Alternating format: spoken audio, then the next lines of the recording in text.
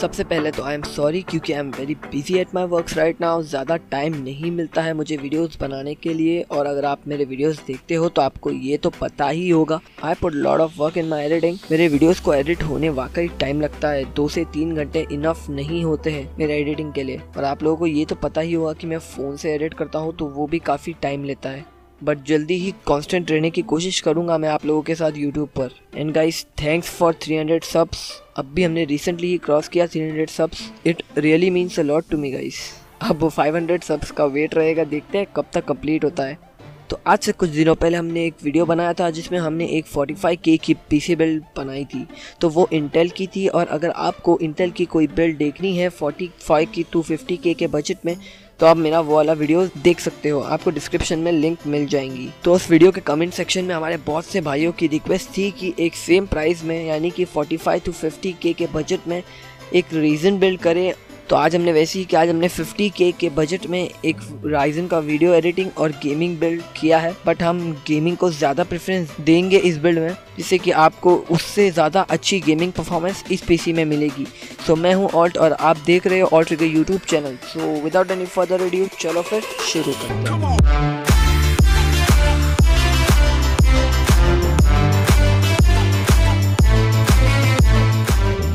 तो ये बिल्ड में मैंने 50K का बजट सेट को ध्यान में रखते हुए बनाया है। तो ये एक वीडियो एडिटिंग पीसी तो है ही साथ एक गेमिंग पीसी भी है, और काफ़ी हद तक आप लोग इसमें दोनों ही चीज़ें काफ़ी अच्छी तरीके से कर सकते हो और आपको दोनों ही चीज़ों में काफ़ी अच्छी परफॉर्मेंस मिलेगी।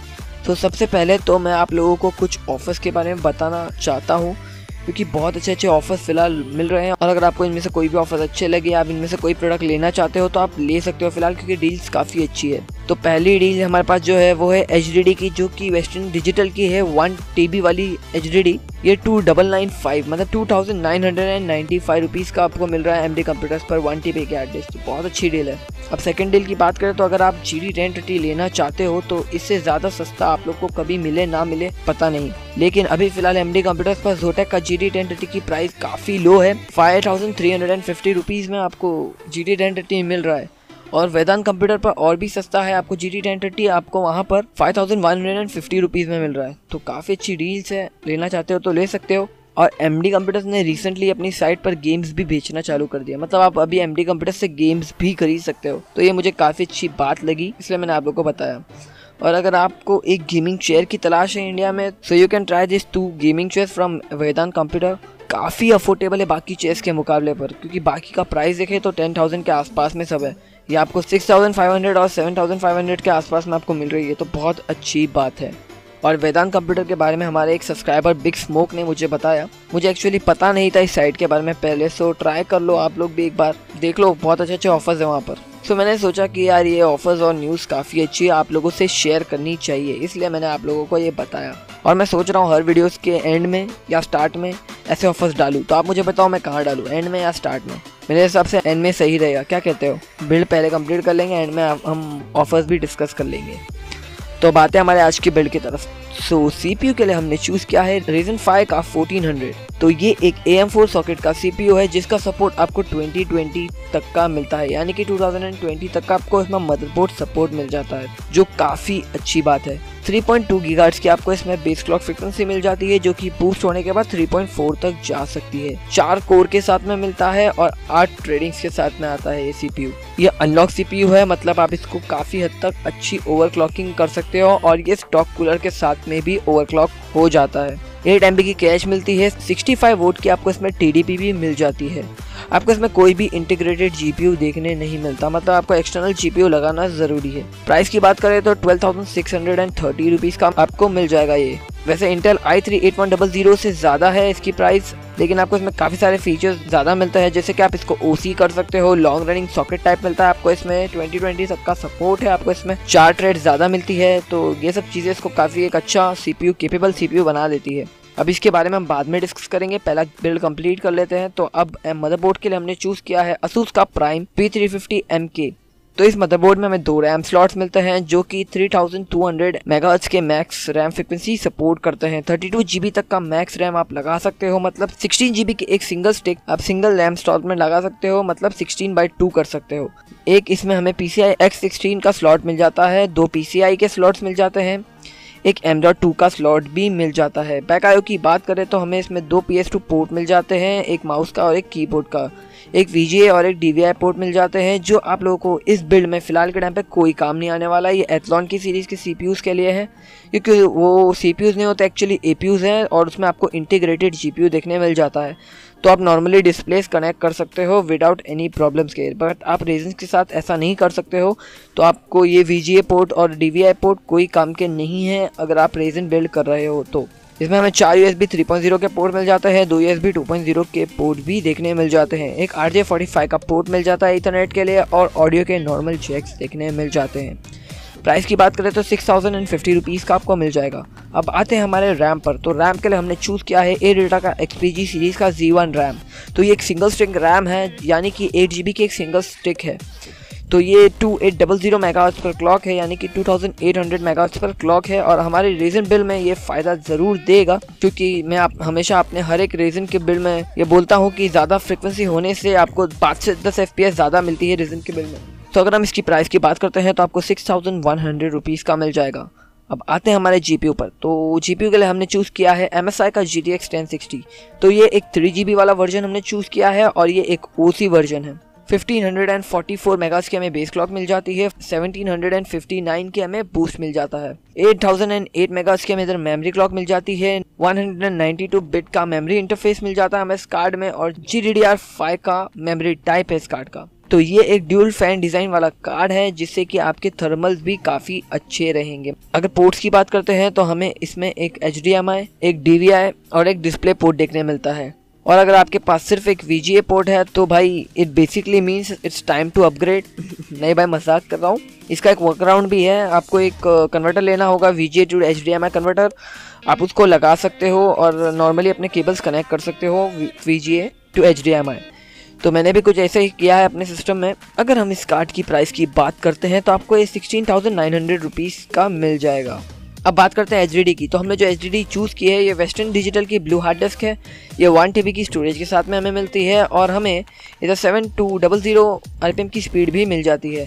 और अगर हम इसकी प्राइस की बात करें तो फिलहाल आपको ये काफ़ी सस्ता मिल रहा है, 2995 रुपीज़ का MD कंप्यूटर्स पर। अब आते हैं अपने PSU पर। तो PSU के लिए हमने चूज़ किया है कॉर्सर का VS450। अब मैं पर्सनली कभी कॉर्सर का VS सीरीज़ के PSU चूज़ नहीं करता हूँ, बट इस बार कुछ मैंने सोचा डिफरेंट करते हैं तो मैंने चूज़ कर लिया। तो ये PSU 450 वोट का PSU है, और आपको 120 mm का फ़ैन भी मिल जाता है इस PSU में। अब ये PSU रिलायबल तो है, इतनी तो गारंटी है, और बाकी आपको चाहिए भी क्या एक PSU से, रिलायबिलिटी ही मेन होता है PSU में। अगर आपका PSU रिलायबल है तो आपको कोई टेंशन नहीं है, अगर आपका PSU रिलायबल नहीं है तो आपको टेंशन है भाई। केबल्स वगैरह भी मैटर करते हैं, आपके GPU में कितने पावर के लिए केबल्स लगेंगे तो वो सब भी मैटर करता है, बट हमें रिलायबिलिटी पे पहले ध्यान देना चाहिए। तो PSU की अगर हम प्राइस की बात करें तो 2645 रुपीज़ का आपको मिल जाएगा। अब बात करते हैं हमारे कैबिनेट की। तो कैबिनेट वैसे तो इतना मैटर नहीं करता, आप घर में कोई भी चीज़ों से, यानी कि फुट्टे से, कोई भी चीज़ से आपकी मर्जी है उससे कैबिनेट बना सकते हो, बट आज का ज़माना भाई शो ऑफ का ज़माना है, और जब तक आपका PC अच्छा ना दिखे तो भाई मज़ा नहीं आता, दिल को सुकून नहीं मिलता है। सही बात है कि नहीं। इंटेल की 50,000 की बिल्ड में हमने मस्त वाला कैबिनेट चूज़ किया था एकदम। तो अगर आप लोगों ने वो वीडियो नहीं देखा तो वहाँ जाकर देख लो, आप कैबिनेट काफ़ी भारी वाला है वहाँ पे।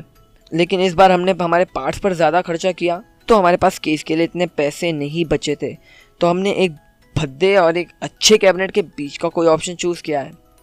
तो कल मैं ऐसे ही अमेज़ॉन पर फालतू में घूम रहा था, मतलब सर्फिंग कर रहा था, तभी मेरी नज़र इस पर पड़ी। मैंने तभी देखा कि BBC ने अपना न्यू कैबिनेट ड्रॉप किया है मार्केट में, और अभी तक इसको किसी ने खरीदा भी नहीं। तो ये BBC का 8803 कैबिनेट है, और भाई दिखने में तो भाई अभी तक के उनके सारे केस अभी तक जो आए हैं ना, सबसे अच्छा है मेरे हिसाब से। और न्यू केसेस तो फिलहाल बहुत सारे ड्रॉप हुए हैं मार्केट में, बट इससे अच्छा लुक वाइज कोई भी नहीं है अंडर 3000 रुपीज़। अगर है तो मुझे बताओ यार, मैं उसको अपनी नेक्स्ट बिल में ऐड कर लूँगा। तो सबसे पहले तो बात करते हैं इसके टॉप पैनल की। तो हमें टॉप में इधर 240 mm का रेडिएटर माउंट मिल जाता है, जिस पर आप फैन वगैरह भी लगा सकते हो। और टॉप साइड में हम देखें तो हमें इधर एक पावर बटन, एक रीसेट बटन भी देखने मिल जाते हैं। एक USB 2.0 का पोर्ट मिल जाता है, और एक USB 3.0 का पोर्ट भी देखने मिल जाता है। फ्रंट में हमें जो डिज़ाइन देखने मिलती है वो काफ़ी अच्छा लुक देती है इस कैबिनेट को। और फिर फ्रंट पैनल के बैक साइड में हमें 240 mm का एक और रेडिएटर माउंट देखने मिल जाता है जिस पर भी आप फैन लगा सकते हो। बैक में हमें एक 120 mm का फैन माउंट भी देखने मिल जाता है और बॉटम में हमें एक PSU श्राउड भी देखने मिल जाता है। और ये एक फुल साइड एक्रेलिक पैनल के साथ में आता है जो ट्रांसपेरेंट है। बहुत सही भाई, बहुत सही। PSU श्राउड के नीचे आपको PSU फैंस की भी जगह मिल जाती है जिससे कि आप अपने कैबिनेट से PSU की गर्म हवा सीधे बाहर निकाल सकते हो। आपको PSU की भी हीट आपको किस्त में रखने की कोई ज़रूरत नहीं है। तो अगर हम प्राइस की बात करते हैं तो आपको ये कैबिनेट 2499 रुपीज़ का पड़ जाएगा।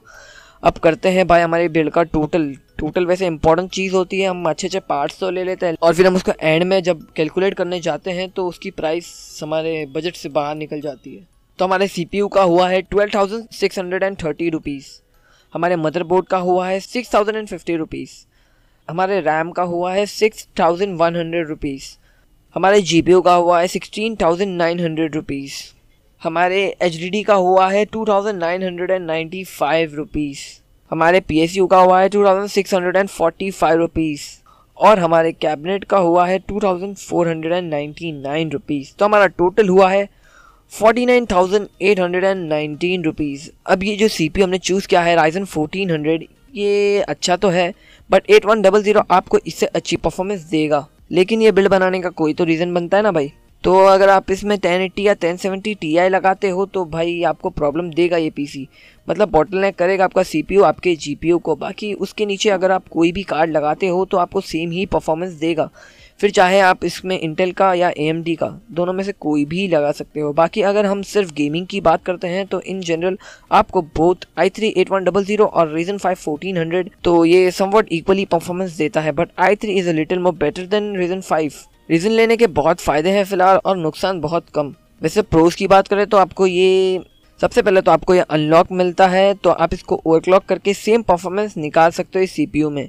मतलब कि ओवरक्लॉक करके i3 से ज़्यादा नहीं तो कम से कम उसकी इक्वल परफॉर्मेंस निकाल ही सकते हो। और ये मेन डाउन साइड है i3 8100 का कि आप उसको ओवरक्लॉक नहीं कर सकते हो क्योंकि वो एक लॉक CPU है। सेकंड चीज़ की बात करें तो फ़ायदा ये भी है इस बिल्ड का कि आपको 2020 तक का सपोर्ट मिल जाता है मदरबोर्ड का। तो आप अभी का कोई भी मदरबोर्ड इस बिल्ड में लगाते हो तो आपको 2020 तक में जितने भी CPUs आएंगे तो आप उन सब CPUs को इस बिल्ड में लगा सकते हो। तो वो एक काफ़ी अच्छी बात है कि आपको काफ़ी अच्छा अपग्रेडिंग ऑप्शन मिल जाता है। 2 से 3 साल बाद आप इसको आराम से अच्छी परफॉर्मेंस फिर इस सिस्टम से निकाल सकते हो CPU चेंज करके। और भाई आप मेरे को सीधा बताओ, आप हम इंडिया में रहते हैं और इंडिया में आप 2 से 3 साल बाद कौन अपग्रेड करता है पूरा सिस्टम। तो उससे अच्छा हम यही है कि हम अपना CPU ही चेंज कर ले और आपको काफ़ी अच्छी परफॉर्मेंस फिर मिल जाएगी। इस बिल्ड का हमें एक और फ़ायदा है कि हमें इस बिल्ड में 1060 लिया है जो बहुत ही अच्छी परफॉर्मेंस देगा 1050 Ti के मुकाबले पर, क्योंकि हमने i3 की बिल्ड जो हमने इससे पहले की थी i3 8100 की, उस बिल्ड में हमने 1050 Ti लिया था सेम बजट में। अगर मैं आपको सही बोलूं तो अगर आप i3 8100 को GTX 1050 के साथ पेयर करते हो और G4560 को GTX 1060 के साथ पेयर करते हो तो आपको G4560 की बिल्ड में काफ़ी अच्छी परफॉर्मेंस देखने मिलेगी i3 के मुकाबले पर। तो इससे ये कंक्लूजन निकलता है कि अगर आप आज की बिल्ड को ओवरक्लॉक नहीं करते हो तो भी आपको उससे अच्छी परफॉर्मेंस मिलेगी। मतलब जो हमारी i3 8100 की बिल्ड थी उससे आपको काफ़ी अच्छी परफॉर्मेंस इस बिल्ड में मिलेगी क्योंकि हमने इधर अच्छा वाला GPU यूज़ किया है इस वजह से। और इस CPU का ये भी फ़ायदा है कि ये जो CPU है ये 4 एक्स्ट्रा थ्रेड्स के साथ में मिलता है हमें। मतलब कि i3 8100 में हमें 4 कोर मिलती है और 4 थ्रेडिंग्स मिलती है, बट इधर हमें Ryzen 1400 में हमें 4 कोर और 8 थ्रेडिंग्स मिलती है।